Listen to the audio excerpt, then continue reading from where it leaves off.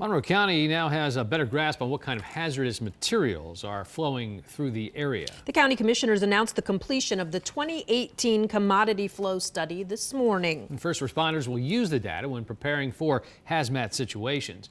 News 13's Nicole Walters reports. When disaster strikes, the amount of information first responders have about potential hazards could mean the difference between life and death.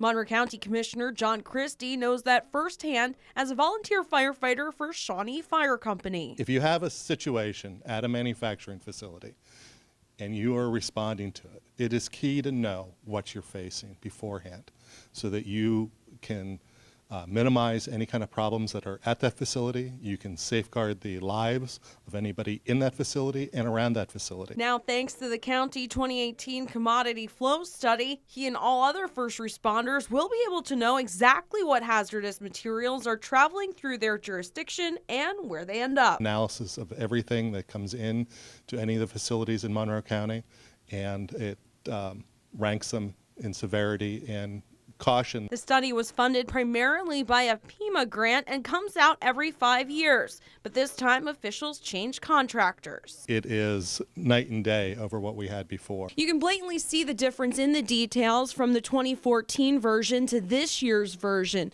Just look at how thick this is compared to this one, and there's a lot more information. Underground and above ground storage tanks, that was never covered before. The railroads are covered now.